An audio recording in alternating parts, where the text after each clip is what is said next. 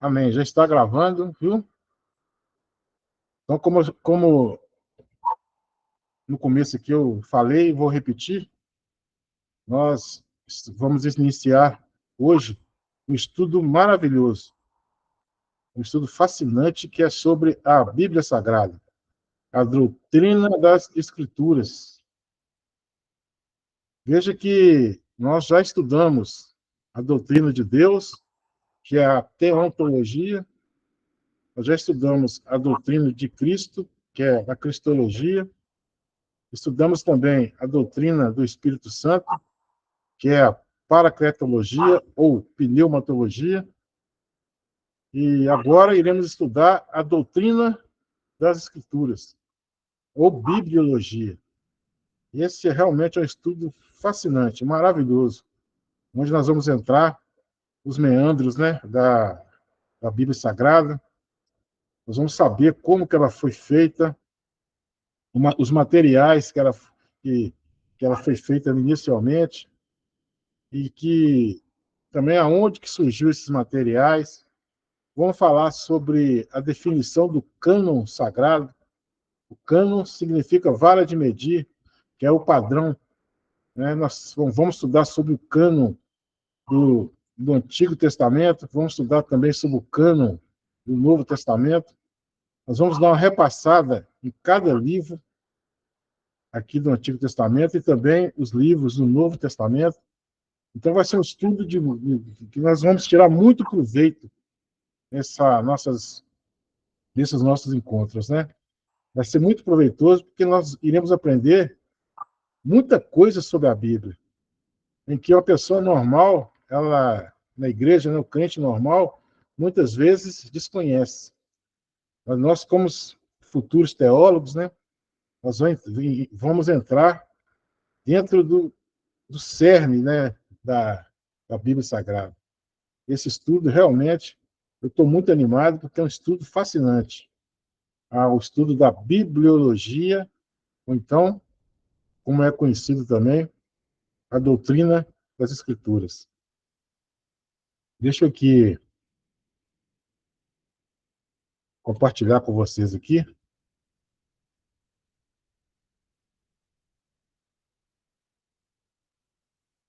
Apareceu aí para vocês? Sim, né?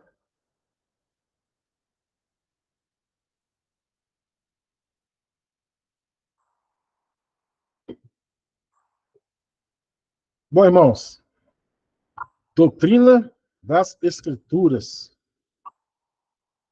Nós vamos estudar nessa aula de hoje, nós vamos estudar sobre a introdução à doutrina das Escrituras. Vamos falar também sobre a composição da Bíblia Sagrada, ou seja, os livros, né? Principalmente hoje, vai ser os livros do Antigo Testamento. Vamos falar também da divisão cristã da Bíblia Sagrada, como a Bíblia, na concepção, né, na cosmovisão cristã, está dividida. E ela está dividida no Pentateuco, né, os primeiros 5 livros da Bíblia, que tem o nome de Pentateuco, os livros históricos, os livros poéticos e os livros proféticos. Nós vamos dar uma pincelada aí nesses livros, para a gente poder entender um pouco mais a respeito da Bíblia Sagrada.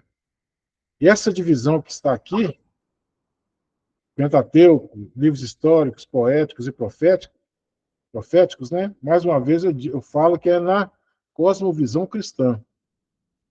E são 39 livros que estão aqui divididos entre esses tópicos aqui, né? São 39 livros.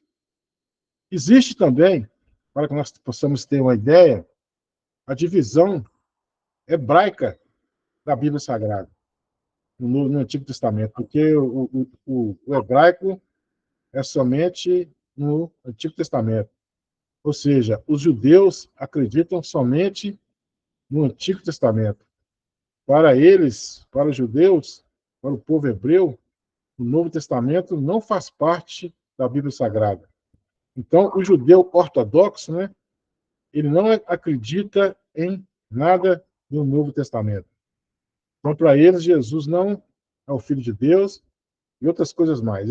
Eles descartam, né, em sua totalidade, o Novo Testamento. Mas o Antigo Testamento, nós temos o mesmo entendimento, tanto cristãos como judeus. São os mesmos livros. Para nós, 39 livros, divididos aqui por esses tópicos aqui, ó, Pentateuco, livros históricos, livros poéticos e os livros proféticos. Só que os judeus, eles têm uma divisão diferente. Eles não têm essa mesma forma aqui de enxergar os livros, e nem a mesma ordem, mas são os mesmos livros. Os mesmos livros que tem na Bíblia hebraica, tem também na nossa Bíblia cristã. São os mesmos escritos.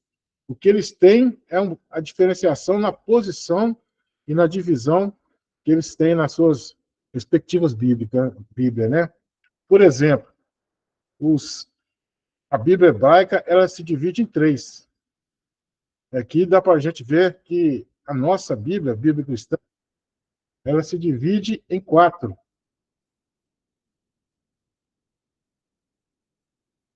Ela se divide em quatro, né? Ela se divide no Pentateuco, livros históricos, poético e profético. A Bíblia hebraica, ela se divide em três. Ela se divide no Pentateuco, né? Que também é chamado de Torá. Ela se divide em Neviim, que são os livros proféticos, né? E o Ketuvim, que são os escritos. Então, a diferenciação dela é, é nessa questão. Eles têm a lei, que é o Pentateuco, ou a Torá, o Neviim e o Ketuvim. Então, eles têm essa diferença. Mas, mais uma vez, eu lembro para os irmãos que são os mesmos livros. Não tem diferença alguma entre o conteúdo do Antigo Testamento quanto o conteúdo do Antigo Testamento hebraico, como o conteúdo do Antigo Testamento cristão. São os mesmos livros. Só que o cristianismo, ele começou e houve uma divisão lá no século XVI, com a Reforma Protestante. E um homem chamado Jerônimo, um pai da igreja chamado Jerônimo, ele, ele usou, ele copiou novamente, né, a Bíblia, tirando esses escritos de um conteúdo que foi feito, uma Bíblia que foi escrita lá no período intermediário. E essa Bíblia, essa tradução da Bíblia, teve o nome de Septuaginta, e foi escrita em grego, para difundir melhor os escritos, né? E nessa divisão lá, Jerônimo, que é o pai da igreja, ele traduziu a Bíblia Sagrada do grego para o latim. E ele colocou 7 livros a mais, que são os livros apócrifos. Nós vamos falar mais um pouco à frente. E esses livros são os livros, essa Bíblia, melhor dizendo, que foi traduzida por Jerônimo, que teve sua base na Septuaginta, que, por sua vez, foi um escrito que aconteceu no período intermediário. O Jerônimo, ele fez com que essa Bíblia fosse traduzida para o latim. Lá no Concílio de Trento, logo depois da Reforma Protestante, houve, então, ficou como fosse oficial da Igreja Católica Apostólica Romana, esse escrito de Jerônimo, contendo os 7 livros a mais, que são os 7 livros apócrifos, né? Nós vamos estudar bastante ainda esses livros apócrifos. Nós temos uma aula somente para poder estudar esses livros apócrifos. Então, no que diz respeito à nossa aula de hoje, nós vamos falar sobre a Bíblia cristã, essa divisão e também os livros que estão em uma disposição cristã do Antigo Testamento. Então, vamos lá. Aqui nós estamos falando aqui da introdução, né, no início aqui da nossa aula, né? Nessa disciplina, nós vamos estudar a doutrina das Escrituras. Mais uma vez, que também tem o nome de bibliologia. Então, a Bíblia é... Deixa eu ver aqui. Não tem ninguém. A Bíblia Sagrada é a revelação especial de Deus, né? Nós temos a revelação... Espera aí que alguém está querendo entrar.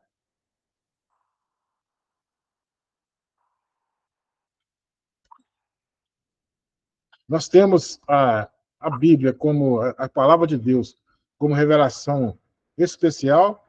Nós já falamos muito de revelação especial, que as Escrituras, da revelação geral que se deu na natureza e no próprio coração do homem, né? Então, nós vamos falar aqui dessa revelação especial de Deus, que é a Bíblia Sagrada, né? Nosso estudo, nós vamos aprender sobre a importância da Bíblia e aprender a respeito dos testamentos. Nós vamos também aprender os tipos de escritas, ou seja, quais línguas foram escrita a Bíblia, né? Vamos só aqui dar uma ideia geral. O Antigo Testamento ele foi escrito na língua hebraica, com algumas porções em aramaico. E o Novo Testamento foi escrito totalmente em grego e também tinha algumas citações do aramaico, poucas citações do aramaico, mas como um todo foi escrito em grego, né, o Novo Testamento. E então essas foram as três línguas, né? O hebraico, o aramaico e o grego. Então, nós vamos aprender sobre a importância da Bíblia a respeito dos testamentos, tanto do Novo, do Antigo Testamento, quanto também do Novo, os tipos de escritas, línguas, aprender também sobre os escritores, sobre os materiais que foram escritos na Bíblia, diversos materiais, como pergaminho, né, o papiro, pedras, as tábuas de argila, tudo isso nós vamos estudar aqui nesse nosso contexto aqui dessa disciplina. Também vamos aprender... Alguém quer perguntar alguma coisa aí? Não, né? Eu, pastor, sou eu. O senhor falou que a Bíblia foi escrita, o Novo Testamento, em grego. Mas o que me consta, Jesus falava era aramaico, não é? Aí tiveram que transpor para o grego, né? Há um entendimento que Jesus falava aramaico, né? Jesus falava aramaico. Só que a escrita da Bíblia ela foi em grego, porque o grego era a língua oficial, né, daquela época, e para poder disseminar com mais rapidez as doutrinas, era necessário que fosse escrito em grego, que era a língua dominante da época, né? Como seria hoje o inglês? O inglês, todos os povos, a maioria, fala inglês, né? Você vai para viajar, você tem que saber falar inglês para você não ficar com dificuldades. Da mesma forma, era aqui o grego para essa época. Se bem que o Império Romano, eles falavam em latim, mas a cultura dominante era a cultura grega na época. Mesmo que os romanos eles estavam num domínio político, né, um domínio imperial, mas a cultura era grega, né? A cultura era uma cultura helênica. Então, a Bíblia Sagrada, no Novo Testamento, ela foi escrita em grego. A Septuaginta, no qual nós falamos, que foi escrito lá no período intertestamentário, que foi escrito lá em Alexandria, no Egito, ela também foi escrita em grego. Septuaginta é a tradução grega do Antigo Testamento. Mas o Novo Testamento foi todo ele escrito em grego. Jesus realmente ele falava aramaico. Tem algumas frases que Jesus falou que, que, nos, que a tradução nos mostra que ele falava em aramaico. Por exemplo, quando ele lá em Cafarnaum, Jesus ele ressuscitou uma menina, ele falou Talita cumi, né? Que significa menina, levanta-te. E então aquela frase que ele falou também sobre que ele estava na cruz, ele falou assim, Eloi, Eloi, lama sabachthani. Essa também é uma expressão aramaica. Quando o apóstolo Paulo fala Abba Pai também é uma expressão aramaica. Então tinha essas expressões aí, esses momentos que foi traduzido como aramaico. Mas na totalidade, o Novo Testamento foi escrito em deixa eu liberar aqui mais um. Foi escrito em grego. Amém? Deu para entender? Ficou bem claro aí, César?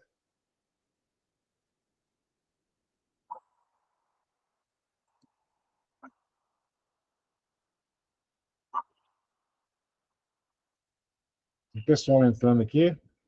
Então vamos lá.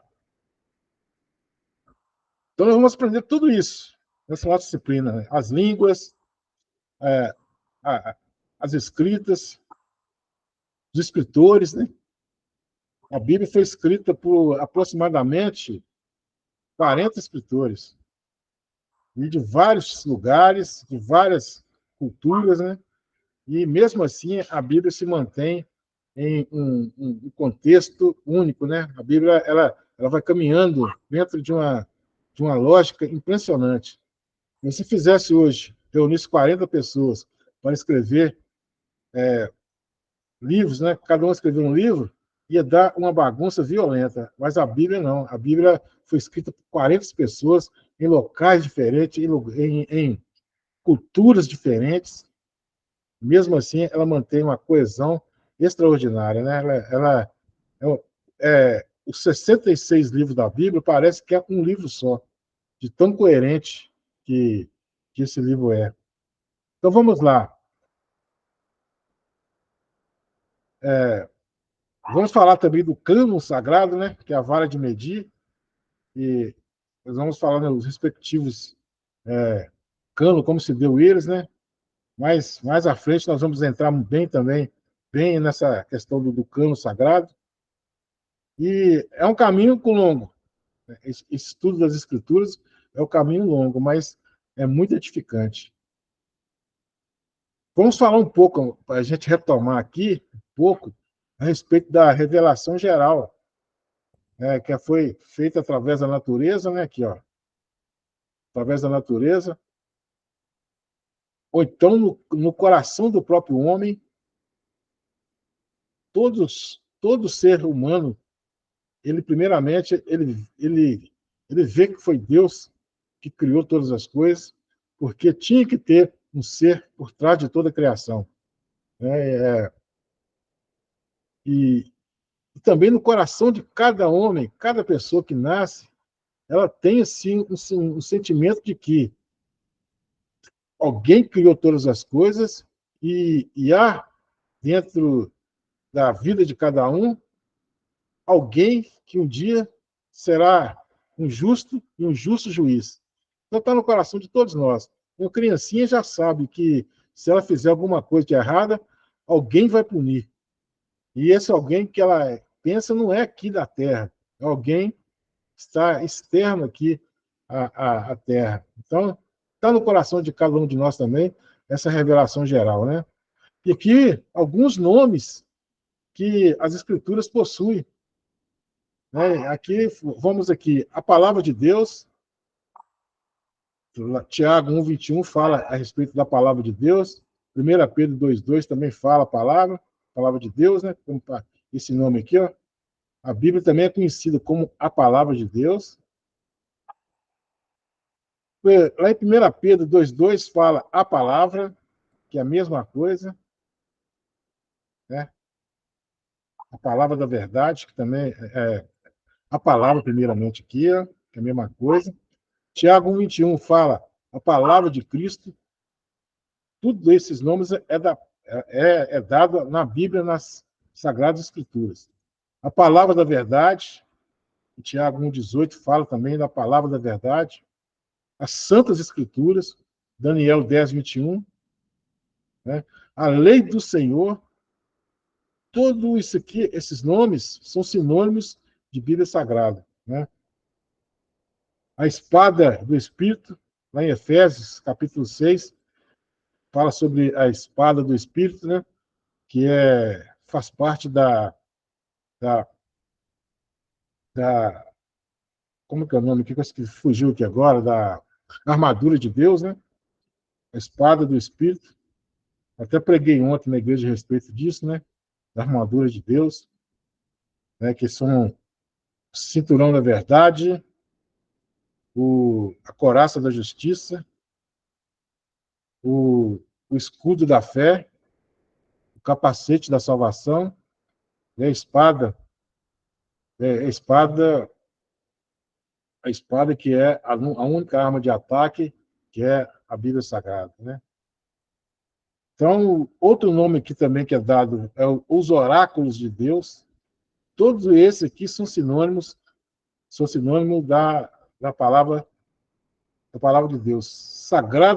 Sagradas letras, tudo isso aqui está na própria Bíblia. Mas o interessante é que a palavra Bíblia, ela não está na Bíblia, somente na capa. A palavra Bíblia não está na Bíblia, somente na capa. Todos esses aqui falam sobre a palavra de Deus, a Bíblia Sagrada. Mas a palavra Bíblia, ela não tem na Bíblia. Ainda é até engraçado, né? A palavra Bíblia não tem na Bíblia, ela só tem somente na capa. No texto revelado, não existe a palavra Bíblia. Então, é muito interessante isso. Deixa eu ver aqui. Bom,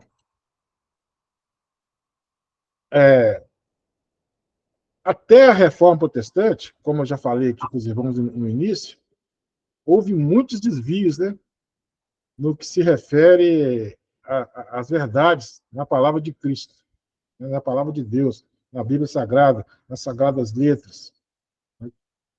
Houve vários desvios, porque na igreja medieval, principalmente naquele período do final ali dos pais da igreja até o período da Reforma Protestante, houve outros textos também que entraram como textos sagrados, né? E houve também a necessidade de formar um cânon do Novo Testamento, ali, no período dos pais da igreja. Mas muita coisa entrou ali, estava querendo entrar no cânon sagrado. E por isso que houve a necessidade de se formatar um cânon sagrado, que é esse que nós conhecemos hoje, né? Os 66 livros. Então, mas na reforma, houve uma contraposição ao que a igreja ela apregoava em toda a Idade Média. Por quê?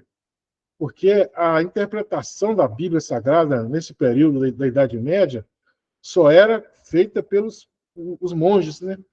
Pelas pessoas, os clérigos, os monges da igreja. E o povo não tinha nenhum contato com a Bíblia Sagrada. O povo não tinha nenhum contato com a Bíblia Sagrada, portanto, eram os monges, né, os padres nos mosteiros, né, na época que tinha essa, essa, essa condição de estar interpretando a Bíblia Sagrada. Aí veio Martinho Lutero e falou assim, não, a Bíblia tem que vir para a mão de todas as pessoas, na língua dessas pessoas, né? E começou ali, então, a Reforma Protestante. E com o advento da imprensa, que foi nessa mesma época, né? Foi inventado a imprensa lá pelo Gutenberg, ele inventou a imprensa, e começou ali a disseminar a Bíblia Sagrada na mão do povo. Aí o povo começou a interpretar a Bíblia, começou a ler e interpretar a Bíblia, né? E é por isso que nós hoje somos chamados de protestantes, porque nós temos essa livre interpretação. Você pode ler a Bíblia e você pode interpretar a Bíblia. Aí tem um porém. Você tem que interpretar a Bíblia corretamente, né? Da maneira certa. Você tem que fazer o quê? Uma hermenêutica correta. Hermenêutica é o mesmo que interpretação. Você tem que fazer também uma exegese correta. Exegese é o quê? É retirar do texto o que ele está falando. E, infelizmente, aconteceu muitos desvios, porque cada um interpretava a Bíblia de um jeito. Houve muitos desvios. E ao longo do tempo, grandes homens de Deus começaram a fazer com que a Bíblia Sagrada fosse interpretada da maneira correta, da maneira que ela possa expressar a sã doutrina, né? Aí surgiu várias denominações, mas vamos continuar a falar aqui do nosso tema da nossa aula de hoje, né? Que é o cânon sagrado do Antigo Testamento, da Bíblia cristã. Como já disse anteriormente, o termo Bíblia Sagrada não está na Bíblia. Veja aqui, ó. Não consta dentro dos textos sagrados, somente na capa. Amados irmãos, isso aqui é matéria de prova, viu? Isso aqui pode ter certeza que vai cair. Somente na capa. A palavra Bíblia não existe dentro do texto original. Ele é derivado desse termo aqui, ó, Biblion, que era um papiro, né, que se fazia a escrita na época, né? Bíblia significa pequenos livros, né, que se juntaram ali para formar um contexto maior, né? E aqui, as Sagradas Escrituras, e sua forma cristã, veja bem, que a forma cristã tem 39 livros. A forma hebraica tem 22 livros, ou 24, depende muito do estudioso que está interpretando. Ela tem 22 ou 24. A nossa Bíblia, ela tem 39 livros. Por que a Bíblia hebraica tem menos livros? Ela tem o mesmo conteúdo, é o mesmo. Mas, por exemplo, o livro de Crônicas, tem Primeira Crônicas e Segunda Crônicas. Lá somente tem um livro de crônicas. Primeiro Reis e Segundo Reis. Lá só tem um livro de Reis. E assim por diante. Os profetas menores, elas é só um livro que engloba todos eles. Então, é por isso que eles têm menos livros, mas, mais uma vez, é importante a gente saber isso. O conteúdo do Antigo Testamento, tanto na Bíblia hebraica quanto na Bíblia cristã, é o mesmo. Aqui é uma das primeiras coisas que eu tive interesse foi. Eu não sou muito adepto de ficar decorando as coisas, não, sabe? Eu acho que o entendimento do contexto, entendimento do contexto imediato, do contexto posterior, de um modo geral, é bem melhor. Você entendeu a razão, é bem melhor. Mas esses números aqui, eu fiz questão de decorar. E de vez em quando eu uso esses números aqui quando estou pregando na igreja, falando a respeito da Bíblia Sagrada. Então, a Bíblia Sagrada, ela tem 39 livros no Antigo Testamento. Eu já falei com vocês. No Novo Testamento tem 27. Total, 66 livros. O número de versículos são 31.175 versículos. Veja bem que é muito versículo que você tem para pregar na Bíblia, né? Muito versículo. 31.175. Sendo que, né, 23.214 versículos está lá no Antigo Testamento. E 27.959 é no Novo Testamento. O total de capítulos da Bíblia é 1.189 capítulos. No Antigo Testamento nós temos 929 e 260 no Novo. É claro que eu decorei até aqui só, viu? Eu decorei até o 31.000 aqui, ó. Esses outros números aqui não deu, não, né? Não entrou na minha cabeça, não. Ah, esse aqui também eu decorei. 1.189. Mas é bom você ter um domínio, né, mesmo que parcial, desses números. Isso demonstra que você é um estudioso das Sagradas Escrituras, né? Um estudioso da Bíblia. O maior capítulo do Antigo Testamento é o Salmo 119. Veja que eu falei que capítulo, mas não é bem capítulo, né? É o Salmo em si. 119, é o maior que tem. Ele tem 117 versículos. Né? É muito versículo, né?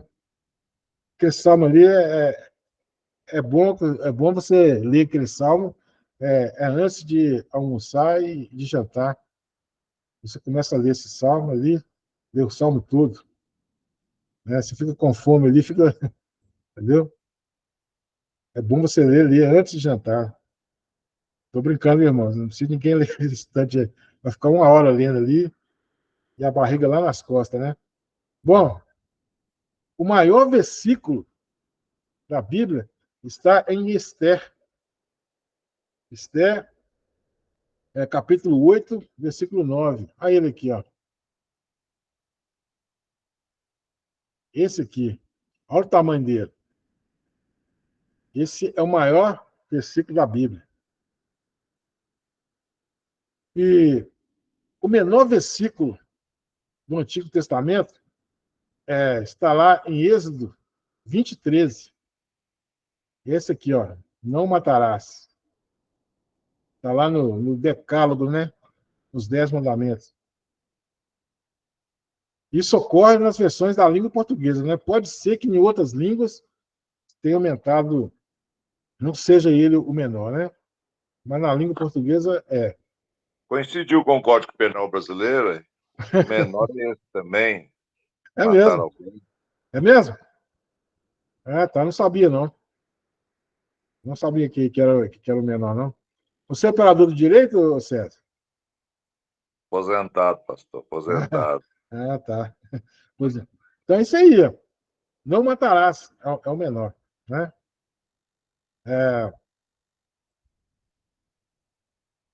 Então, no Novo Testamento, o menor Jesus chorou.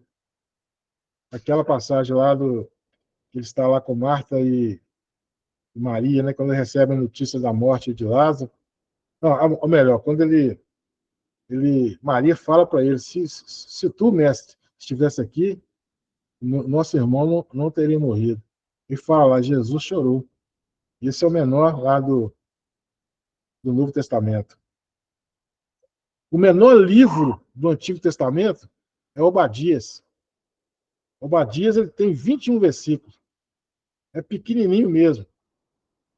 E o menor livro do Novo Testamento, ou melhor, a menor carta do Novo Testamento é a segunda carta de João. Ela tem 13 versículos só. Veja que você lê rapidinho, 13 versículos, você já leu toda a carta de João.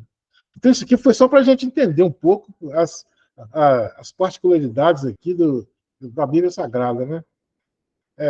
Não precisa de decorar essas coisas, não, porque hoje já tem aplicativos, né?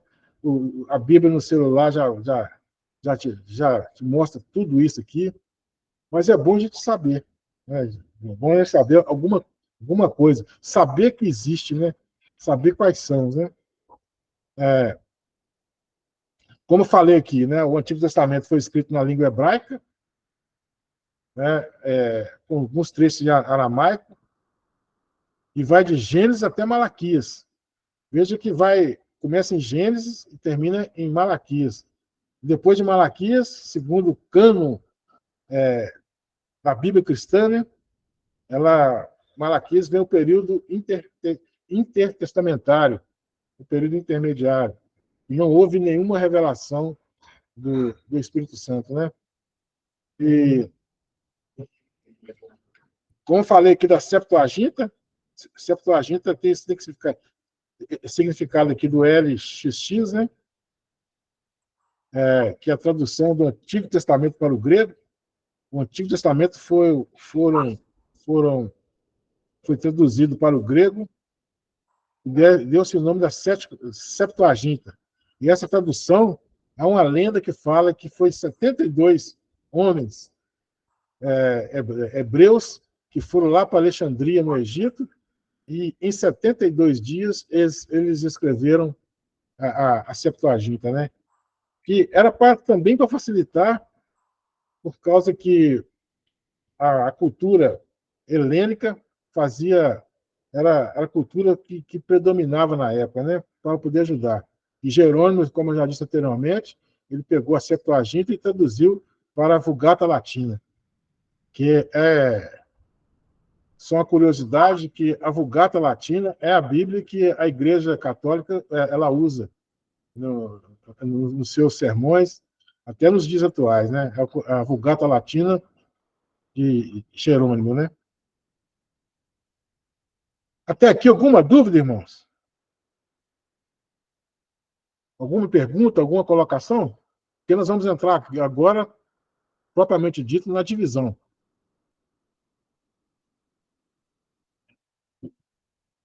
Como o senhor está falando de números aí, eu tenho uma dúvida há algum tempo, por qual a diferença, se o senhor está habilitado a responder, não sei, porque Sim, a Bíblia católica, ela tem uma quantidade de livros ou versículos, não, de livros menores, livros.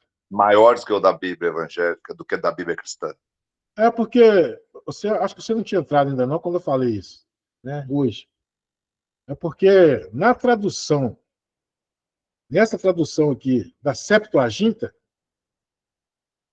houve essa colocação de 7 livros a mais, na tradução da Septuaginta, o grego, né? Eles colocaram 7 livros a mais. Que esses 7 livros a mais não é aceito nem pelos judeus, nem pelos cristãos. 7 livros a mais. E o Jerônimo, que ele traduziu da Septuaginta, ele incorporou esses 7 livros na Vulgata Latina. Mas, até então... Eu tinha entrado, mas é que o senhor falou que eram 7 livros apócrifos, então a Bíblia católica contém livros apócrifos? Esses livros que foram incorporados aqui são os apócrifos. Nós vamos estudar bem detalhadamente eles. Foram os apócrifos, e que é os livros apócrifos no qual que foi colocado na Septuaginta e também foi traduzido por Jerônimo, que lá no Concílio de Trento, depois da Reforma Protestante, a Igreja Católica ela incorporou esses livros, né, no cano sagrado católico, né, no cano sagrado da Igreja Católica. São, deixa eu ver se eu lembro de cabeça aqui. São Macabeus, primeiro e segundo Macabeus, Baruque, Judite, Eclesiástico, não Eclesiastes. Eclesiastes está no cano cristão e no cano judeu. Eclesiástico. Deixa eu ver se eu lembro mais algum aqui de cabeça. Baruque eu falei, Eclesiástico eu falei, primeiro e segundo Macabeus eu falei, Eclesiástico eu falei, Baruque eu falei também, deixa eu ver se eu lembro mais algum aqui. O livro da sabedoria, né, pastor? Sabedoria de Salomão, já não era, não é apócrifo, ele é pseudepígrafo, que é uma diferença, tem uma diferençazinha aí. Nós vamos estudar.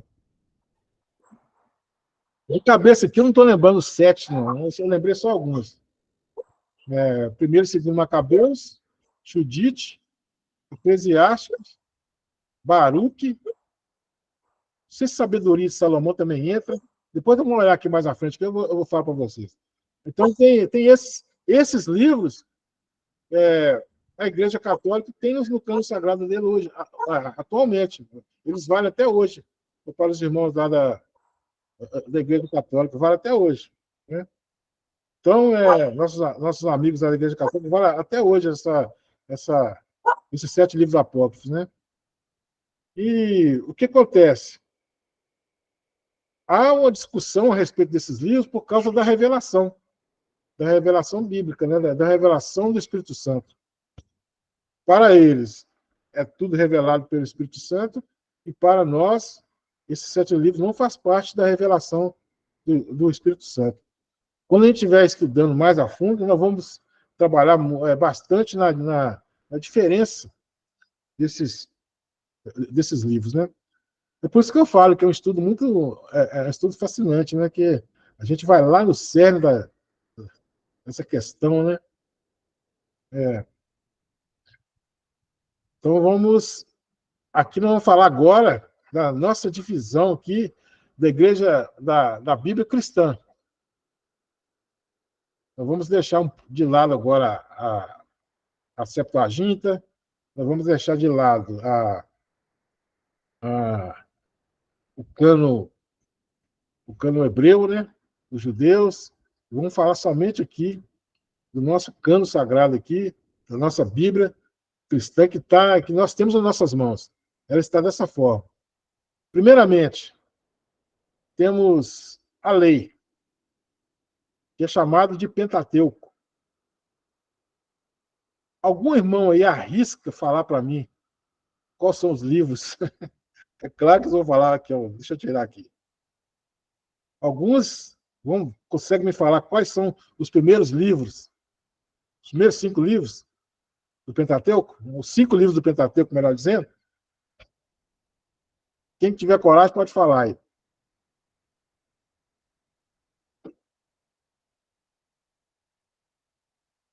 Sem a colinha, hein?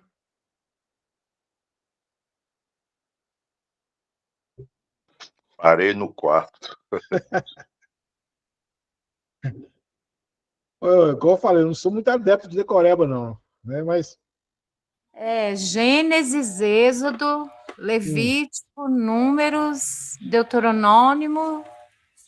Só. Só, isso aí. Isso aí, aqui, ó. É esse aqui. São esses aqui, o Pentateuco, que também é chamado de lei. Oi, irmãos, tem uma particularidade muito legal aqui nesse Pentateuco, porque há uma briga, uma discussão, quem escreveu o Pentateuco? Quem escreveu esses livros aqui? Os tradicionais, os teólogos tradicionais, eles entendem que foi escrito por Moisés. Os 5 livros, né? Que é o Gênesis, Êxodo, Levítico, Números e Deuteronômio. Foi escrito por Moisés. Mas uma perspectiva mais liberal, eles não entendem dessa forma. Eles entendem que foi uma compilação que aconteceu posteriormente ao cativeiro da Babilônia, que foi outras pessoas que escreveram. Eu, como sou um tradicional, eu defendo que o Pentateuco foi escrito por Moisés. Porque Jesus falou que era o escrito era de Moisés.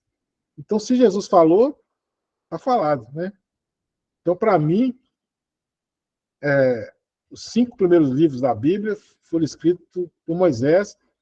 Nós temos, então, o primeiro livro, que é o Gênesis, que é o livro que dá do início, né? Gênesis foi o livro do início, e o nome de Gênesis, a história de Gênesis, ele fala, primeiramente, ele fala sobre os primeiros 11 capítulos. Eles falam sobre a humanidade de um modo geral, né? E a partir do capítulo 12 até o 50, ele fala de uma família, de um povo, né? Que é o povo, que é a família de Abraão. Aí fala dos patriarcas, né? Abraão, Isaac, Jacó. Depois de Jacó veio os 12 filhos de Jacó. Depois fala um pouco da história de José. Entre esse meio aí, tem duas histórias que parecem que não é, que não está assim numa coerência com o livro, né? Que a história parece que são uma parte, né? A história que fala sobre Judá e Tamar, e, a história também que fala de Diná, né? Que ela foi violentada lá, e os filhos de, de Jacó entram na cidade lá e mata todos os homens da cidade, no qual o príncipe lá tinha violentado Tamar. Não encaixa bem dentro da história dos patriarcas, mas tá dentro do livro de Gênesis, né? E o final do livro de Gênesis vem com o povo descendo lá para o Egito. Tem aquela história de José maravilhosa, né? José chegou a ser governador do Egito, e o povo de Israel, depois de uma fome, o povo hebreu, né, depois de uma fome violenta lá em Canaã, eles descem lá para o Egito, e lá permanece por 430 anos, lá no Egito, que é o cativeiro egípcio, né? Aí depois desses 430 anos, que não se tem nenhuma, se pouca referência na Bíblia, aí vem o Êxodo. Qual o principal personagem do Êxodo? É o próprio Moisés. Moisés, filho de Arão, e também filho de Joquebede, que foi colocado ali no cesto na beira do rio, foi encontrado ali pela princesa egípcia. Ele viveu no castelo durante 40 anos, e depois desses 40 anos ele matou um egípcio lá. Ele teve que fugir para Midian, e ficou lá em Midian mais 40 anos. Deus ouviu, escutou o clamor do povo, chamou Moisés para ser o libertador daquele povo. Moisés foi lá e libertou o povo. Deus ele trouxe juízo sobre o faraó com aquelas 10 pragas. O povo saiu lá do cativeiro egípcio, permaneceu 40 anos ali no deserto, né? E aqui foi o êxodo, a saída deles. Levítico está dentro do êxodo. Foi quando Moisés ele proclamou ali, ele viu o tabernáculo, né? E começou a legislar sobre as leis da questão levítica. São várias leis ali que tem ali dentro do livro de Levítico. Muitas pessoas não gostam de ler Levítico por causa disso. Eram muitas leis ali, leis de como o povo tinha que proceder para sua própria subsistência. Aí depois vem Números, o livro de Números, que o Números já é o movimento do povo. O povo sai e vai em direção a Canaã. Ele vai em direção a Canaã, chega ali, é mandado os espias dão é mandado os espias para vigiar, para ver a terra prometida. Os espias, eles usam ali apenas 2 têm um diagnóstico favorável, os outros 10 têm um diagnóstico não favorável. Aí Deus determina que eles ficassem 40 anos ali, por causa desse medo. Deus tirou eles do Egito, eles estavam com medo dos gigantes que habitavam na terra. Aí apenas 2 foram a favor, Josué e Caleb. Aí começou, então, o rodízio deles lá por 40 anos. E aqui depois veio o Deuteronômio. Deuteronômio, eles estavam ali nas portas, era só atravessar o Rio Jordão. Eles estavam ali nas campinas de Moabe, é só atravessar o Jordão, eles entravam ali na Terra Prometida. E Moisés, ele relembrou o Deuteronômio, né? Ele lembrou. Deuteronômio também é chamado de segunda lei, né? A lei que Deus deu a eles ali, quando eles estavam aos pés do Monte Sinai. Moisés aqui, em Deuteronômio, ele relembra essas leis. E ele faz discursos ao povo, mostrando como que o povo deveria se portar para entrar na Terra Prometida. Ele está relembrando aquelas leis. Aqui, a geração que saiu do Egito já tinha morrido. Morreu todos. Só ficou Josué e Caleb. Inclusive, também Moisés não entrou na Terra Prometida. Isso é história que todos nós conhecemos. Aí sim, chegou o momento de nós passarmos do Pentateuco para os livros históricos. Livros históricos são 12 livros. 12 livros históricos. Começa com Josué, Juiz, Ruth, 1 Samuel, 2 Samuel, 1 Reis, 2 Reis, 1 Crônicas, 2 Crônicas, Esdras, Neemias e Esther. Esses livros aqui, ele conta a história do povo. Josué entra na Terra Prometida, ele lidera o povo atravessa ali o Rio Jordão, chega ali, a primeira cidade que eles tomam é a cidade de Jericó, e iniciou-se a guerra. Moisés tinha vencido, era um total de 33 reis, aquém do Jordão, do lado que Moisés estava, nas campinas de Moabe. Moisés, ele venceu 2 reis. Ainda faltava 31 reis para ser vencidos lá na Terra Prometida. E Josué, alguém quer perguntar? Pastor, desculpa, estou falando muito. Nós temos hoje a localização de Jericó. Aqui, essa cidade de Jericó tem sim provável, né, lugar que ela existiu. Só que essa cidade de Jericó, ela foi destruída e reconstruída várias vezes. E em cima, um momento ela é destruída e construída em cima e assim por diante, várias vezes.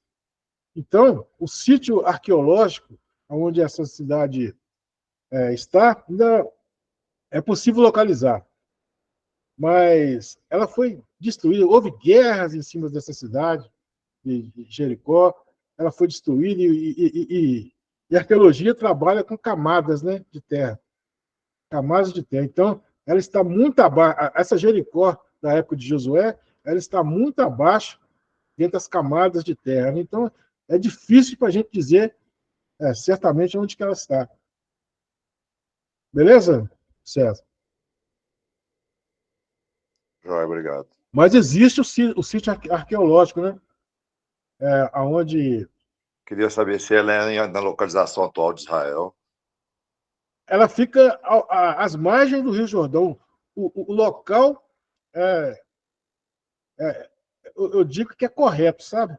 Agora que já teve muitas camadas de terra, inclusive a própria Jerusalém, ela tem também esse tipo, para você escavar na época de Jesus, ela tem um mundaréu de terra que foi construído um em cima do outro, tem essas camadas, né?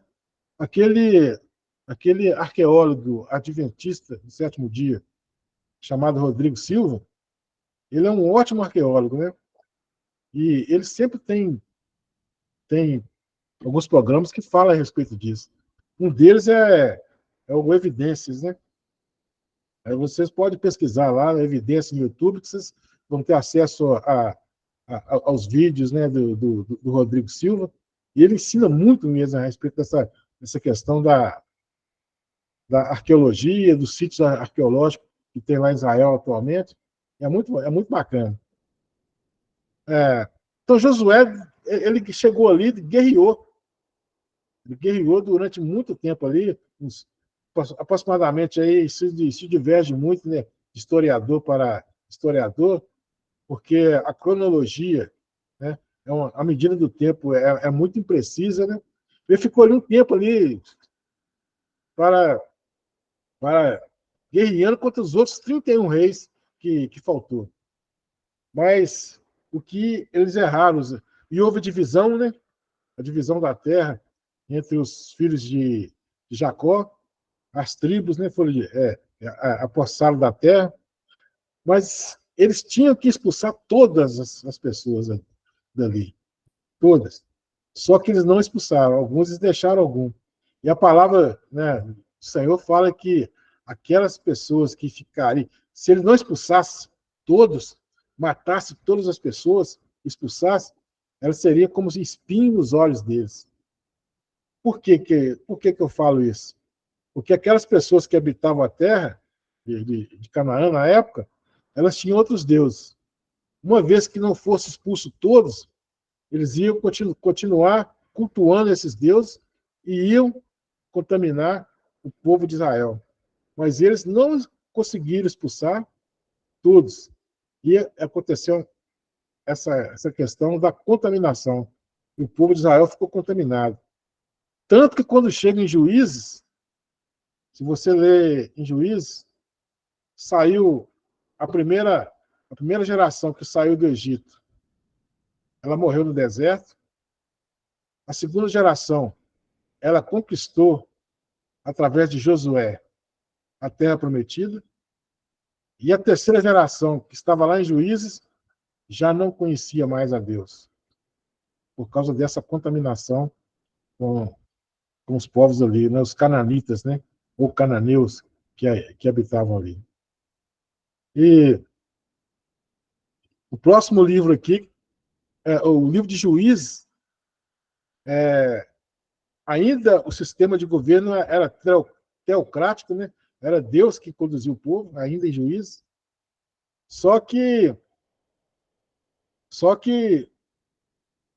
os juízes, eles atuavam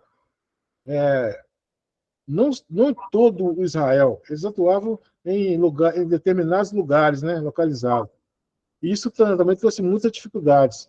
Nós tivemos lá os juízes, vários juízes, inclusive os mais famosos Sansão, né, o mais famoso é Sansão. Tivemos também a Débora, também, que foi a juíza, Otiniel, né, entre outros, que não teve tanta notoriedade, né? Aí começou os juízes e não havia um rei em Israel, todos faziam como bem lhe convém. Então virou uma bagunça. E você lendo o juiz lá, houve guerra civil, né? O juiz era um ciclo, né? O povo clamava a Deus, Deus enviava um juiz, o povo era libertado por esse juiz. Aí, uma vez liberto, esse mesmo povo de Israel, ele voltava também para a idolatria novamente. Mais uma vez, eles eram escravizados, eles clamavam a Deus, e o povo, Deus, se arrependia, clamava a Deus, Deus enviava um outro juiz, esse juiz libertava, e eles voltavam para a idolatria. Foi um ciclo, né, nessa questão aqui, que fala sobre o livro de Juízes, né? Um ciclo. E depois do livro de Juízes, vem o livro de Ruth, que é aquele livro maravilhoso. Ruth, ela não era judia. Ruth era uma moabita. E ela foi nora de Noemi e casou com os filhos. Teve as duas noras de Noemi, né? Foi casada com os filhos lá que chamava Quilom e Malom. Aí eu esqueci agora, fugiu a memória que o nome da outra nora de Orfa, né? Isso. A outra nora de Noemi. Elas teve uma fome lá em Belém, elas tiveram que sair e foram para Moabe. Lá se desenvolveu a história. Depois Ruth, Noemi perdeu o marido e depois perdeu os 2 filhos. E ficou só as mulheres.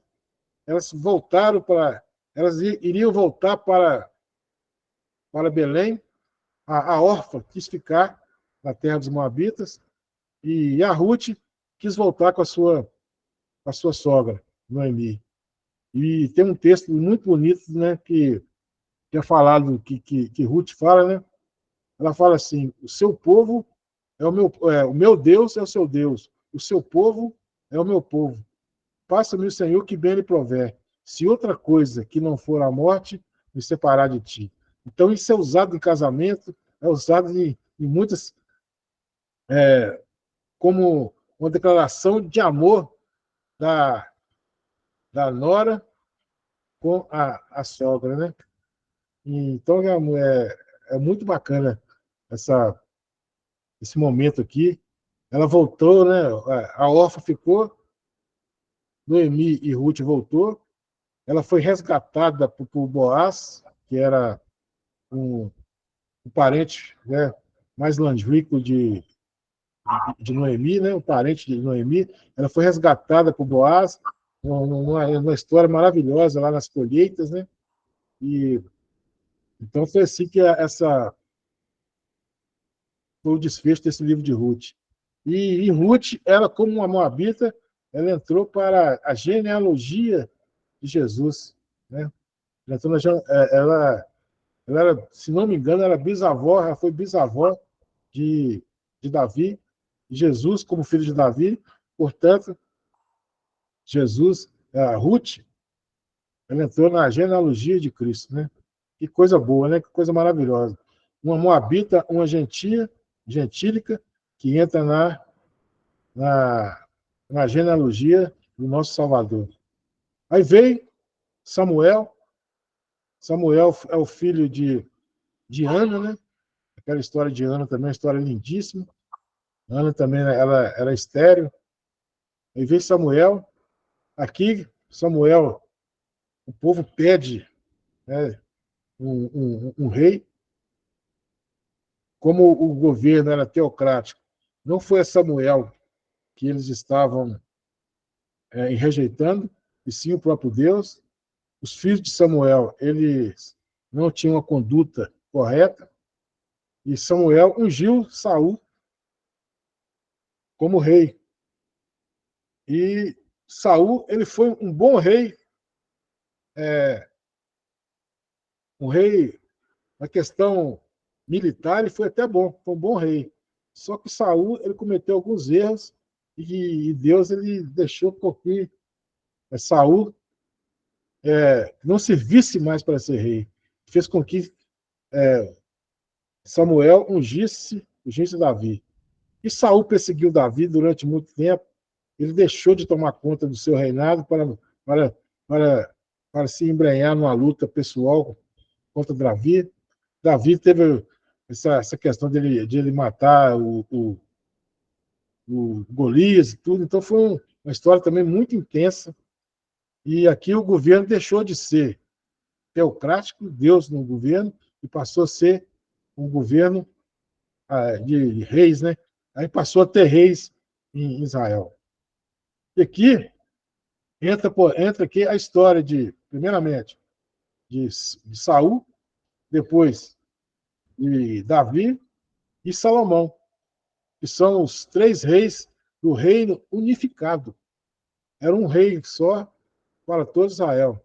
Se bem que Davi ele não reinou em todo Israel durante todo o tempo. Saul reinou 40 anos, Davi reinou 40 anos e Salomão também reinou 40 anos. Então foram 120 anos do reino unificado. E aqui nessas outras aqui, no primeiro Reis e segundo Reis, vem também um pouco da história, né, do reino dividido.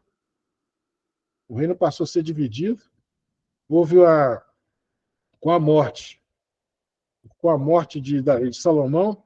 Veja que Salomão, ele, infelizmente, ele foi um homem mais sábio, mas ele se rendeu no final da sua vida à idolatria de suas mulheres, né?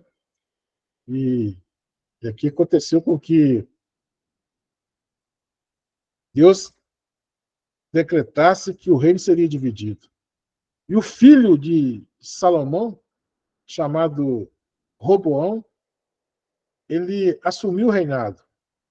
Mas um capataz de Salomão, que tinha o nome de Jeroboão, ele separou para si, ele foi próprio Deus determinou que Jeroboão ficasse com 10 tribos para dividir o reino. 2 tribos ficou com Roboão e 10 tribos ficou com Jeroboão. As 10 tribos do norte e as 2 tribos do sul. Benjamim e Judá do sul e as outras 10 tribos lá do norte. Aí começou o reino dividido. E aqui Reis fala bastante sobre esse reino, né? Primeira Reis, Segunda Reis, e fala sobre tanto do reino do sul como o reino do norte. Foi nessa época que surgiu os profetas vinham, falavam da parte de Deus. Foi nessa época que Samuel já era um profeta, né? E dos reis também, que os outros profetas se enquadram aqui, em 1 Samuel até 2 Reis. E os profetas. Houve a história do cativeiro. O povo do norte, né? Os reis, as 10 tribos, foi levado cativo para a Síria, que estava dominando na época, né? O rei assírio levou as 10 tribos do norte cativo em 722 a.C. Eles levaram cativo as 10 tribos, e essas 10 tribos não voltaram mais, ficaram dispersas pelo mundo. Em 586, muitos fatos aconteceram aqui, não tem como eu falar tudo o que aconteceu, muitos fatos aconteceram, e depois de 100 e poucos anos, 1586, já não era mais o povo assírio que estava comandando, que estava no poder, e sim o povo babilônico. E em 1586 veio Nabucodonosor e levou as 2 tribos, a Judá e Benjamim, cativa lá para a Babilônia. Os livros de crônicas contam a história desse período, 1ª e 2ª Crônicas, numa perspectiva do povo das tribos do sul. Eles nada falaram mais das tribos do norte, somente das tribos do sul. E houve muita coisa interessante também aqui, nesses 1ª e 2ª Crônicas. Em 1ª Crônicas, houve também a questão da genealogia, né? Foi muito longa também, né? Você começa a querer ler o livro lá das genealogias, também é muito longo, né? Bom, aí o povo foi cativo para a Babilônia e ficaram lá 70 anos. 70 anos lá na Babilônia. Aí foi levado para lá Daniel e os seus amigos, né? E Daniel ficou lá durante esses 70 anos lá. Ele também houve a questão do livro de Daniel, que nós vamos estudar um pouco mais à frente, que foi um livro maravilhoso, que é chamado de O Segundo Apocalipse, o livro de Daniel. E aí desenrolou a história de Daniel, eles ficaram 70 anos lá. Jeremias tinha profetizado que o tempo do cativeiro seria 70 anos, já estava com quase 70 anos e o povo continuava lá nas mesmas idolatrias. Aí Daniel foi e orou para que esse povo fosse libertado. E Deus liberou a bênção. Aquela bênção que Daniel ficou 21 dias, no jejum de 21 dias, Deus liberou a bênção no 1º dia. E ficou aquela guerra, uma batalha espiritual muito grande com o príncipe da Pérsia, príncipe da Grécia, Satanás ali. Houve intervenção do arcanjo Miguel, para que a bênção fosse destinada a Daniel. Aí o povo vai e volta do cativeiro. Depois de 70 anos. O povo volta para sua terra. Aí tem Esdras. Esdras é o sacerdote Esdras. Ele veio com a leva do povo de Israel. E ficou ali um tempo ali sem conseguir edificar os muros, sem conseguir edificar o templo, numa luta muito grande. eles voltaram, mas não eram soberanos mais. Eles tinham o rei Artaxerxes, né? O rei da eles tinha o Artaxerxes, e antes tinha o Ciro, e tinha Ciro e depois o Xerxes, né, que era o rei persa. Depois que a Pérsia venceu os babilônicos, né, e começaram a reinar. E o Ciro, ele era o rei Medo-Persa, que ele deu a condição para que o Esdras pudesse voltar com o povo de Israel, com o povo judeu, né? Aqui já era o povo judeu, porque as 10 tribos de Israel já tinham sido dispersadas. Aí voltou com Neemias, voltou Esdras e depois Nesmias, que era o governador. E esse Neemias edificou os muros de Israel, edificou os templos, né? Então aqui esse Neemias já não era o Esdras, era um sacerdote. Neemias era um governador, era um homem do povo. E foi a edificação do templo, né? O livro de Neemias também é usado muito para liderança, porque ele foi um líder nato, né? É também usado muito para cursos de casais, porque ele conseguiu edificar o muro, e essas edificações do muro eram das famílias, e tampando as brechas, né, que tinha ali naqueles muros, fazendo uma comparação com a vida de um casal. Nós temos que tampar as brechas também da nossa vida. E, por fim, dos livros históricos, houve aqui Esther. Esther foi um livro que foi escrito lá na Pérsia. Já não era mais na Terra Prometida. Lá na Pérsia, esse livro de Esther, que conta a história de Esther, Mardoqueu, ou Mordecai, né, o nome dele, esse Mardoqueu.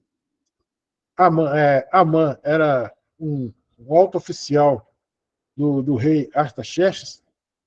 Só para você ter uma ideia, esse Artaxerxes provavelmente era aquele rei persa que comandou ali naquele filme Os 300, era aquele rei que lutou ali contra os espartanos, né?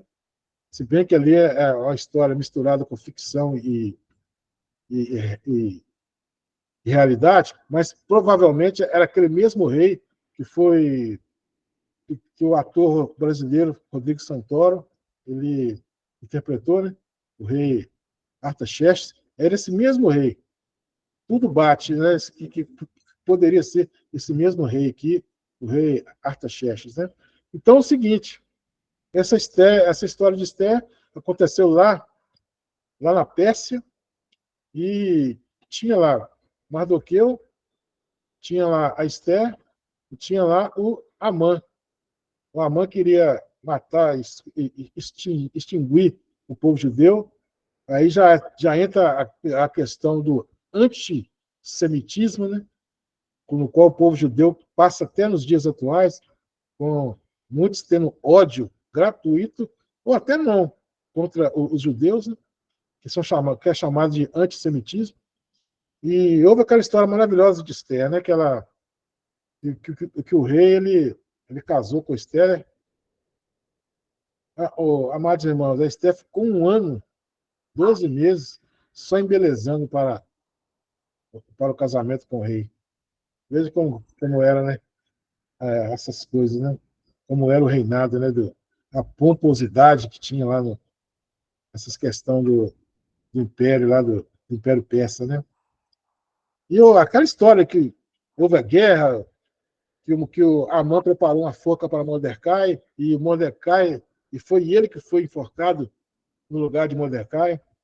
Deu-se origem, então, aqui, à festa do Purim, que é feita até hoje.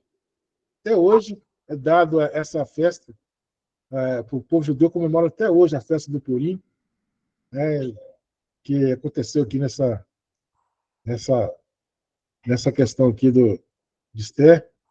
Então, o povo judeu tem algumas festas, né, que é bacana, né, que é muito legal. Tem a festa por exemplo, Eles têm a festa do Hanukkah, eles têm que é a primeira festa antes do dia da expiação. Tem a festa lá também do Purim, dia da expiação, né,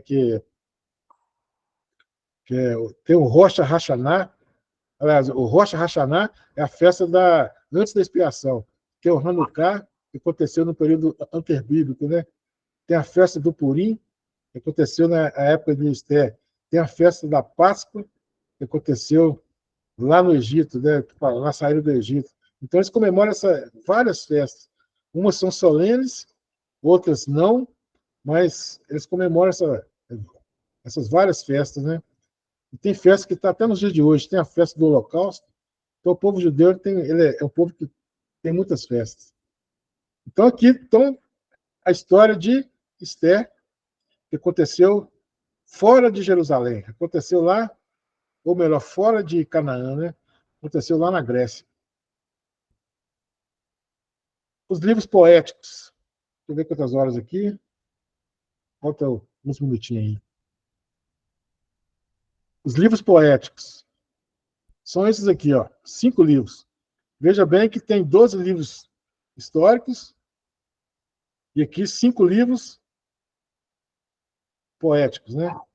Depois nós vamos ter 5 livros. Deixa eu ver aqui.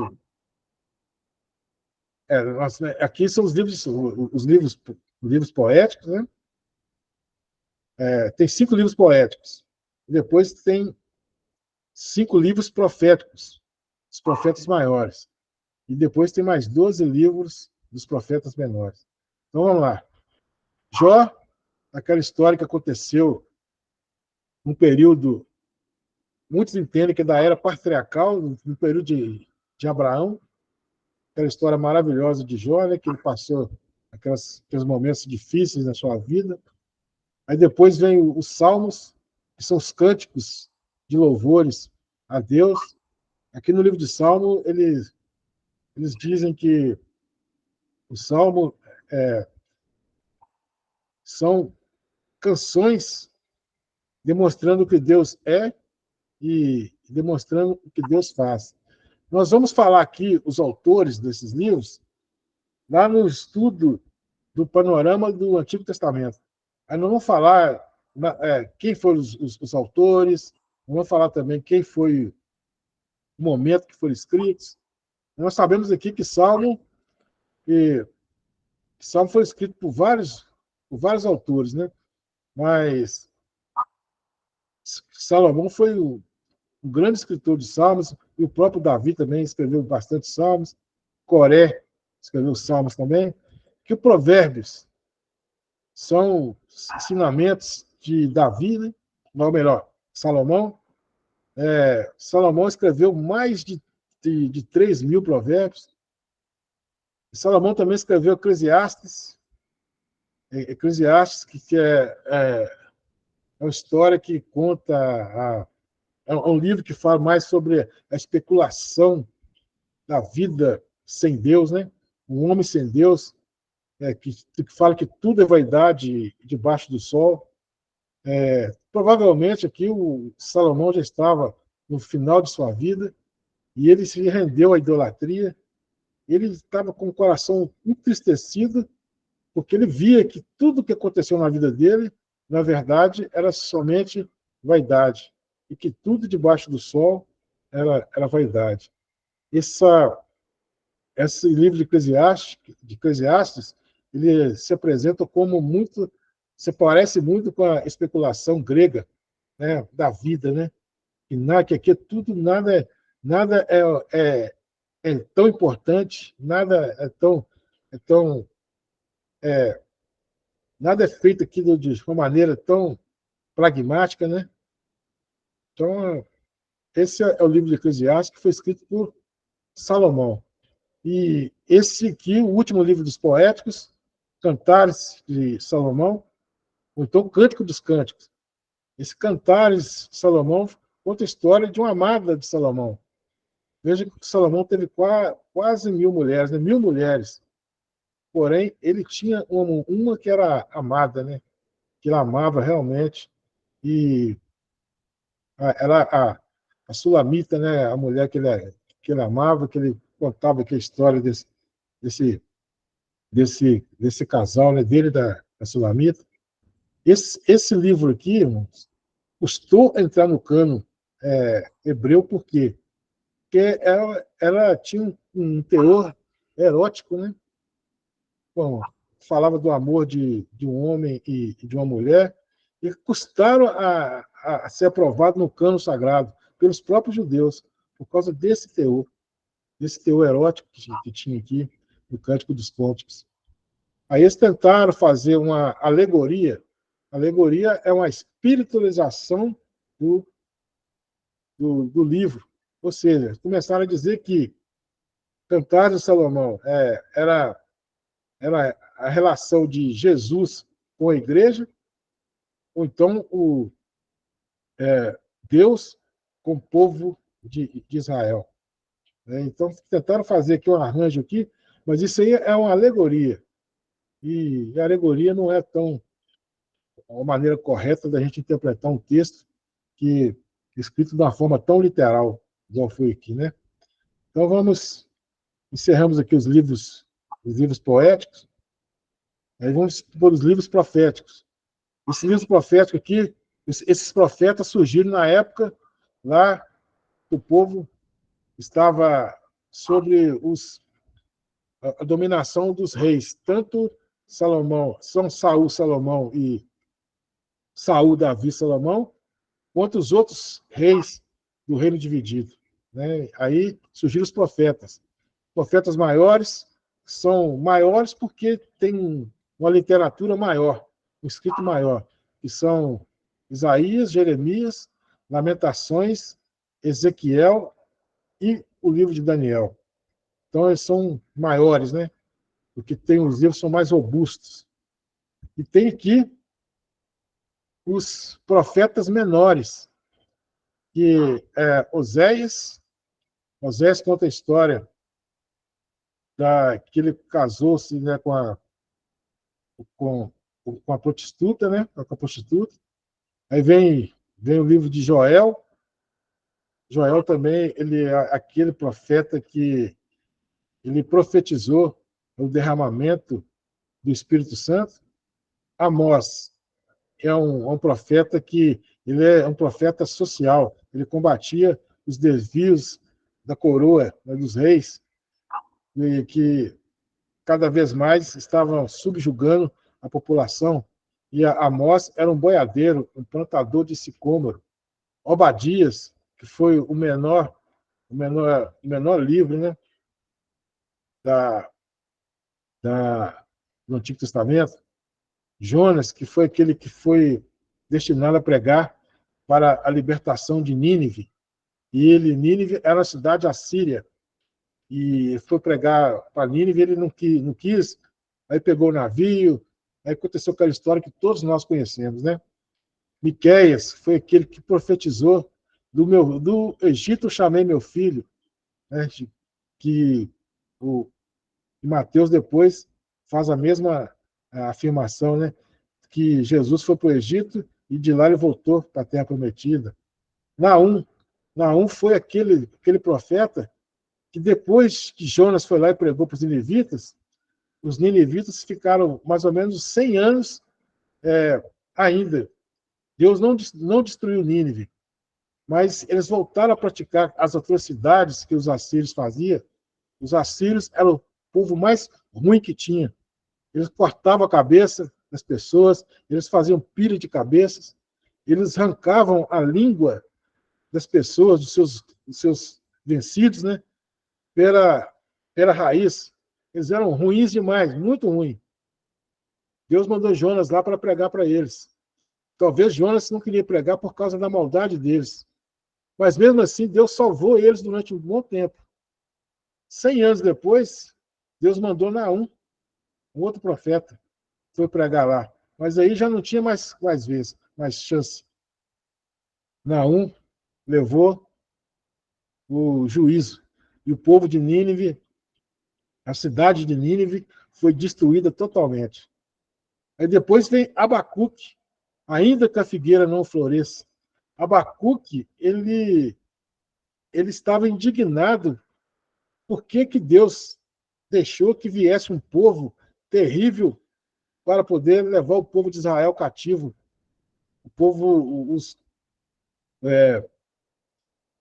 veio lá, os babilônicos vieram para poder levar o povo de Israel cativo, e Abacuque estava indignado com Deus por isso. Mas depois, no final do seu livro, ele viu que Deus era soberano em todas as coisas e se rendeu aos pés do Deus Todo-Poderoso. E ele disse aquela belíssima canção, né? Ainda que a figueira não floresça. Então, Deus, ele é soberano em todas as suas ações. Sofonias é o profeta do juízo final. Ageu, o profeta que estava ajudando queria a edificação do templo. Ele disse o principal tema dele é que o povo de Israel estava se preocupando com si próprio em fazer grandes casas e esquecendo o templo, esquecendo a casa de Deus. E ele faz uma exortação a esse respeito. Zacarias, a exemplo de Isaías, eu não falei, mas Isaías foi o profeta messiânico. Zacarias também foi um grande profeta e ele falou muito sobre o Messias que haveria de vir. Tem várias profecias a respeito do Messias que Zacarias fez. E, por fim, Malaquias. Malaquias é aquele profeta que ele escreveu um diálogo entre Deus com o povo reclamando e Deus respondendo o povo. E tem aquele Malaquias, capítulo 3, que fala sobre os dízimos e as ofertas, né? Que o povo estava roubando a Deus, dando nos dízimos e nas ofertas alçadas. E que, outra coisa interessante, que o povo estava levando não o que ele tinha de melhor, como foi feito lá, como foi decretado lá em Levítico, que os animais teriam que ser sem defeito, os animais teriam que ser o melhor animal, o cordeiro teria que ser sem defeito. Eles estavam levando o cordeiro manco, o cordeiro cego, né, os animais defeituosos, e Deus não estava aceitando o sacrifício deles por causa desse fato, né? Por causa desse fato. Então, Malaquias foi esse diálogo entre Deus e o povo, e onde que Deus está cada vez mais trazendo, e iria trazer juízo ao povo por causa da desobediência deles. E depois de Malaquias, temos o período interbíblico, no qual nós iremos falar posteriormente, né?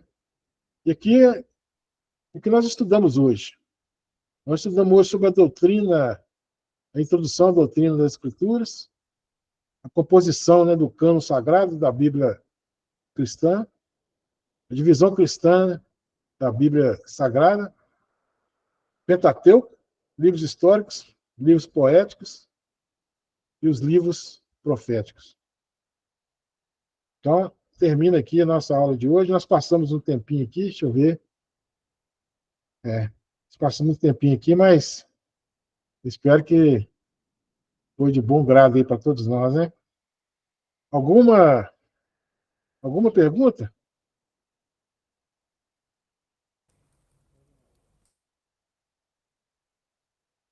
É muito conteúdo, né, irmãos? É muito conteúdo mesmo, pastor. Muito conteúdo, mas é assim mesmo. Vocês estão tomando, tipo assim, ciência do que está sendo ensinado, né? Aí, da agora para frente, o que vai acontecer?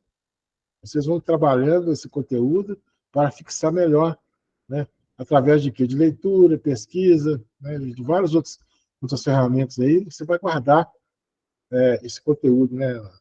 Na mente de vocês, né? Alguma pergunta? O senhor pulou o dilúvio, não? Ou foi de propósito? Não, o dilúvio, quando eu estava naquela parte lá que eu falei do Gênesis, né? Que foi feito ali os primeiros 11 capítulos, né? Os primeiros 11 capítulos, o dilúvio estava ali inserido ali. Eu achei que nós vamos estudar posteriormente com mais detalhe. Aqui eu só queria passar mais ou menos o conteúdo dos livros, né? Profético, do Pentateuco, dos livros históricos, tudo. Mas houve muitas coisas que, se eu fosse falar aqui, nós ia ficar aqui até amanhã. É o dilúvio, o que aconteceu, Verdade. a abertura do Mar Vermelho, né? É muita coisa. Nós falamos aqui, nós demos uma repassada Pincelada. nos 66 livros do Antigo Testamento. 66 livros. Então, alguma coisa ficou para trás. Porque não tem como, né? Alguma pergunta? Para mim tá tranquilo. Amém. Tá todo mundo aí? Sim, eu tô. Amém. Vou fazer igual na escola, fazer chamada. Sim, presente. Chamada? Na época da pandemia, sabe o que os meninos faziam? Eles ligavam a câmera, punha aí, fechava e ia dormir. Na época da pandemia. Quase isso. Amém? Amém. Amém. Amém. Amém. Glória a Deus. Nós passamos aqui, deixa eu ver quantos minutinhos aqui. Passamos 8 minutinhos, não tá tão assim ruim, não. Tá tranquilo. Amanhã, a próxima aula, então, nós vamos falar sobre o cânon do Antigo Testamento hebraico, que tem algumas diferenças. Algumas diferenças na disposição que foi feita ali, os judeus colocaram ali o cânon, né? Então vamos, se não tem mais perguntas, vamos orar. Não se preocupe que eu estou dando uma melhorada na apostila e assim como eu terminar aqui, eu vou enviar ela para vocês. Amém. Então vamos orar, então. Senhor Deus, nosso Pai, eu te agradeço por essa aula que nós tivemos hoje. Que o Senhor venha iluminar, Pai amado, a mente de cada um dos irmãos que estão estudando essa bendita palavra. Que as coisas que possam estar atrapalhando o desenvolvimento de cada um possa ser eliminada. O Senhor venha abençoar grandemente todos que estão participando, porque nós sabemos que não é fácil, mas o Senhor é que nos dá a condição, é o Senhor que nos dá a perseverança.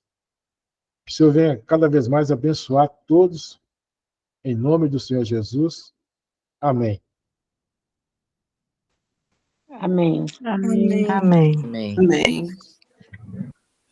Amém. Amém.